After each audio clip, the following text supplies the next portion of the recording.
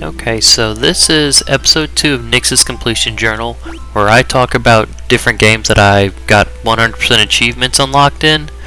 And this episode I'm going to be continuing talking about Final Fantasy Pixel Remaster games, but this time I'm going into Final Fantasy 2. And just a warning, there will be story spoilers.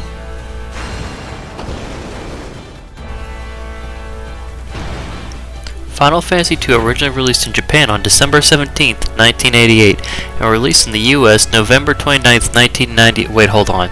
That's not right at all. I mean, it is right, but it's also not right, because the US version of Final Fantasy II that was released on the SNES was actually Final Fantasy IV in Japan. The first time the Japanese version of Final Fantasy II was available to play in the US was in a re-release on the PlayStation on April 8, 2003, almost 15 years after its original release. Final Fantasy II Pixel Remaster follows the story of Firion, Maria, and Guy on their quest to take down the Empire and collect all 27 achievements in the game. Much like in the Final Fantasy I Pixel Remaster, the achievement list in Final Fantasy II follows the same structure. There are story achievements, side quest achievements, achievements tied to stat growth, collection achievements, and kill X number of monsters achievements.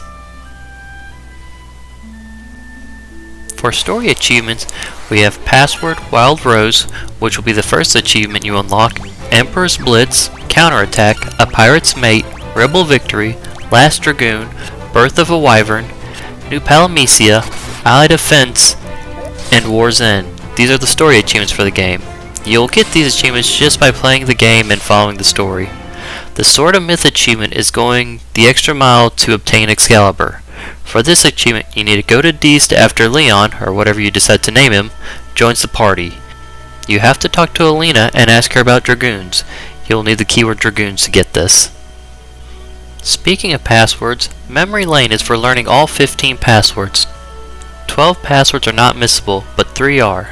The non-missable passwords are Wild Rose, Mithril, Dreadnought, Airship, Sunfire, Goddess's Bell, Dragoons, Wyverns, Mysidia, Mask, Ekmekteloius, I don't know how to say that, so that's the best I'm gonna do, and Jade Passage. The 3 missable passwords are Ultimate Tome, Cyclone, and Palamecia. Password system is an interesting way to gain dialogue or even access to hidden items. If a character uses a certain word in a conversation, you can choose to learn that word, and then use that word with other NPCs to get extra information about that topic. Not every word can be used with every NPC though. Moving on to some of the more combat-focused achievements, Weapon Tactics is obtained when you level up one weapon type to skill level 16, and Magic Tactics is when you level up one magic spell to skill level 16. Final Fantasy II does not have a conventional leveling system like you'd think of with most JRPGs. Instead of gaining experience to gain a general level, specific weapons and specific spells level up the more you use them in combat. This also goes for specific stats such as health and magic points. An example is if you use a dagger in combat, your character's skill in daggers goes up, allowing them to do more damage and hit more times. The magic works similar to weapons, but it is tied to a specific spell. For example, if a character uses fire, then that fire spell's level increases, increasing its effectiveness but also its MP costs. If MP is expended in battle, a character's MP total is more likely to increase. Similar is if a character takes damage and loses health, their max HP is more likely to increase. There is an option in the Pixel Remaster to have HP increase automatically after a fixed number of battles, and it makes the leveling a little bit easier just to make sure you're getting more health without people dying all the time. This system is pretty interesting because the way you play a character makes that character better at what they do. There is an issue where a character can become a little too good at what they do, because the skill increases based on the number of times the character does the action in battle, and it can actually hit a point where a character will kill the enemies in the fight before that skill has enough hits to increase. There is one simple solution to this issue, and it is very easy, anybody can do it. Just kill the other members of your party and then revive them. You can also use the in-game boost to increase how fast your skills, spells, and stats level up, along with how much they level up to make the grind easier. The easier of the tactics achievements is the Magic Tactics. You can use Cure outside of battle anytime a character is hurt to increase progress to the next level of Cure. This helps with weapon tactics as well. If you attack your party members, then heal them with a cure spell.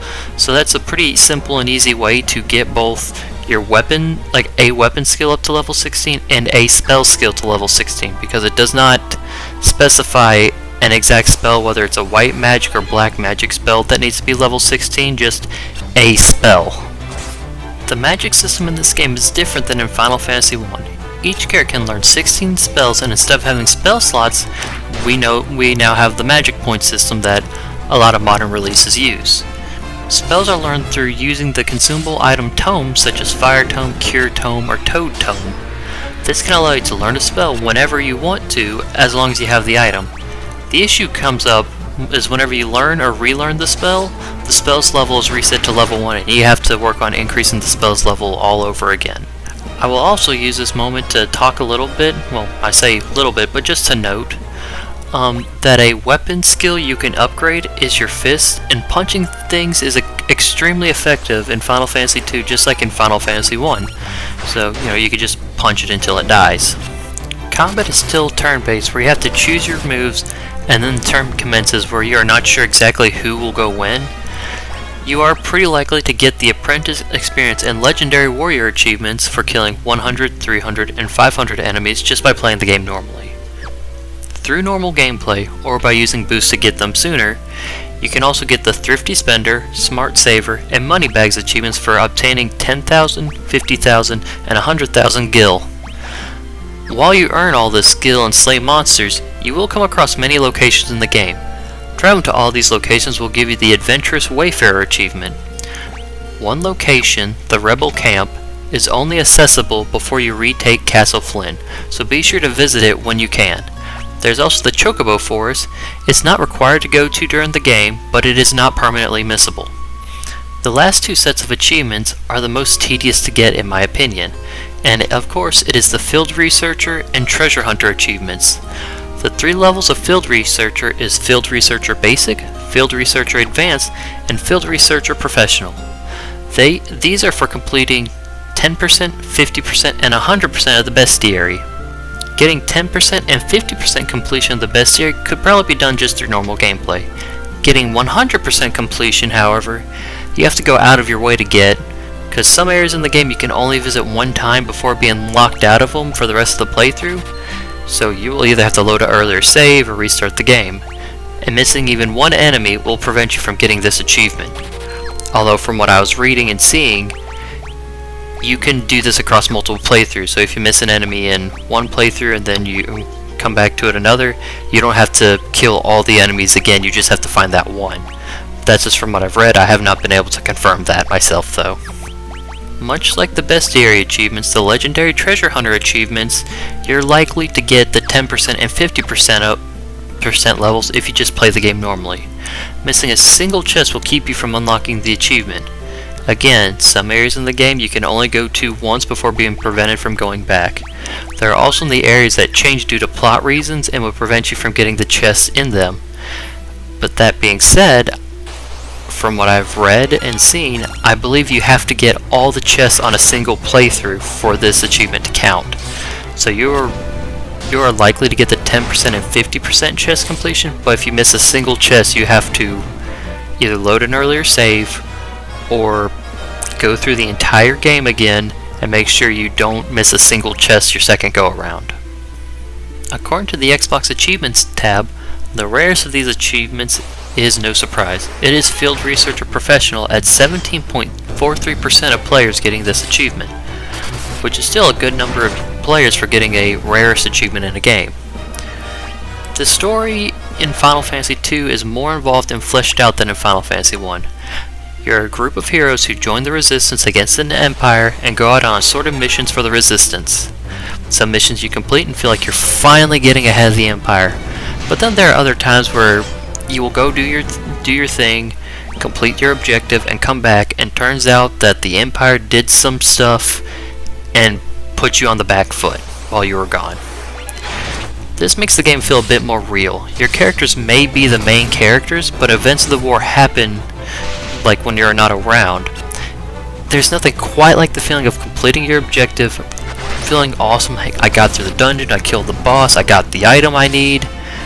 good old MacGuffin that will totally win the fight this time, only to find out you get back to base, the Empire attacked or kidnapped someone, and now you have to go after them, and well, now that MacGuffin you got is not useful because you have to get somebody or use it at a certain place. Characters in Final Fantasy II are also a lot more fleshed out, and they actually speak in cutscenes. Firion is the main character. His goal is to avenge his family who was killed by the Empire. Maria's goal is to find her brother, Leon, who disappeared during the character's escape from Flynn. Guy can commune with beavers. He's also taken by Maria's and Leon's parents just like Firion. Though, honestly, the most interesting character, of course, is Guy, the character that rarely speaks in cutscenes unless it's to talk to beavers. It's great, I love that moment. The main focus when leveling characters should be to level up Firion, Maria, and Guy. This because your fourth party member switches out multiple times throughout the story. Minwu is a white mage who joins the party early, providing a good early healer while you level up the other character's stats. Joseph is a miner who joins your party while you're searching for the goddess's bell. He's pretty strong because his main attack stat is punching, and when it levels up a bit more, he can do some damage. Heck, even when you get him, it does a good bit of damage. What is pretty cool is Joseph actually gets a reference in Final Fantasy IX when the party has to find the 5 parts of the story for Rama, referencing Joseph's sacrifice to the group. It's really cool. This is the first time I played Final Fantasy II, and after playing it and still being pretty fresh on my mind, like I said, I'm going through all the games in the Final Fantasy series that I really want to play. Final Fantasy VIII, I'm sorry, I don't like the junction system, and I don't have it on PC yet, so I might go through it, trying to get achievements, if I could find a mod to make the gameplay more, or the leveling system more traditional. But going back to my main point, I wouldn't have gotten the reference to Joseph in Final Fantasy IX if I hadn't played Final Fantasy II, and it was just a neat callback. Leah is a pirate captain who attempts to rob the party. I think she's a fun character who had a lot of personality and relevance even when she was not in the party. I can't remember exactly how she helped other than, well, she let you use her boat after she tried to steal from you. So you kind of took her boat, but she just decided to join you afterwards. And then after she leaves the party, she helps in the background, like coordinating attacks and doing stuff against the Empire. I also can't remember exactly how she played. I think her focus was on using dual-wielding weapons to dish out a lot of damage. Like I said, I think that's how she's supposed to be played. I could be wrong. I also remember that her dominant hand is her left hand, while most other characters' dominant hands are their right hands in this game. Rykard is the Dragoon character who joins the party and ends up sacrificing himself to save the party. He's the first playable character of the famous Dragoon class in Final Fantasy. After his sacrifice, you have to go talk to his wife and mention Dragoon to get the Excalibur sword. The last character that joins the party and is the permanent fourth party member till the end of the game is Maria's brother Leon, or the Dark Knight you have been fighting throughout the rest of the game. By the time I got Leon, Firion, Maria, and Guy were vastly stronger than Leon, and since it was so close to the end of the game, I didn't think it was worth spending the time to level up Leon. So I just went through the end of the game with Leon dying every few fights or so, and it didn't make it that much harder. I was ready to get through with the game because I was ready to move on to the next one and get the rest of the achievements in here.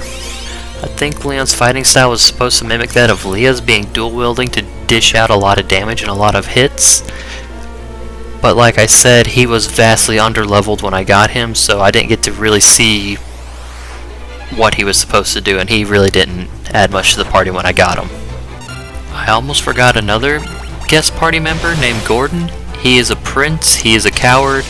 Whenever Flynn was attacked, his brother Scott stayed behind and was killed in the battle. I believe that your party actually finds Scott as he's dying, and Gordon joins you for a time to prove himself that he is fit to be king, and that he's not really a coward, but he is a coward for a good bit of the game, but he does eventually move past it. He wasn't very memorable to me, so I completely forgot about him until now. Something that I think is cool about Final Fantasy II is how the world map is connected together. It is possible to walk to many of the towns so you can get higher level gear and spells, but the journey will be treacherous with enemies that can easily wipe out your party. You can turn off enemy encounters if you'd like to, or you can grind up skill levels by attacking your party members before making that trek, or just farming up and trying to get levels. I also think it's pretty funny how close these dangerous areas are to the starting level, because you can easily wander a little too far to the left past the I'm trying to remember the town name, but I don't remember the town name, but it's when you're on your way to Flynn for the first time, where if you wander a little too far to the left, you might get attacked by werewolves that you cannot hurt, and they will probably one-shot you. It's a lot of fun. I think it's funny and enjoyable, just that there's that added danger, because I remember playing Final Fantasy II a little bit on the PSP, and I thought that was where I was supposed to go, and it just did not make sense to me. Like, why do I go this way and I keep on getting killed really easily? And so I tried farming in like the starting area for who knows how long, and I just thought it was stupid at the time, so I just didn't continue playing Final Fantasy II. But I'm glad I got to play it now, years later, where I'm smart enough to know where to actually go. Overall, I'd put Final Fantasy II as C tier as a game. It does make improvements to storytelling, but I am not that big of a fan of the leveling system. Leveling hits to a point where the most optimal way to increase stats is to go to an area, get into a fight, and just have your team beat each other up. I do think the password system is a cool way to learn information about the world though, and I do think that it's neat that you can actually miss some conversations, so you don't get that bit of lore in the world, which I think is pretty realistic, and I do like it. As for the achievement grind, I would put it at B tier. The grind's not too bad, and with following a guide, it is pretty easy to collect all the chests and get all the bestiary entries. None of the achievements were really tedious or confusing, so I really do recommend this grind. So there you have it. That is my recommendations, talks, and everything about Final Fantasy II from the Pixel Remaster. Overall, achievement grind isn't too bad. The combat is pretty fun, just as combat-wise. The leveling system, like I said, I think that the leveling system is the weakest part of the game, but it does add some interesting challenges, and I know there is a set of people that really do like that leveling system, and I'm willing to try more games with that kind of leveling system. I just gotta find a couple more, because I know I've heard that other games use that system, so I might try those in the future and let you know if my opinion on this system changes. And who knows, maybe I'll actually give Final Fantasy VIII's junction system a try, because that's also based on, as a kid I didn't understand the system, so maybe I was just stupid then, and now I can understand it and enjoy the game for what it actually is. That, like I said, this is the end of the video. Like, comment, subscribe, all the fun stuff, and I'll see you on the next one.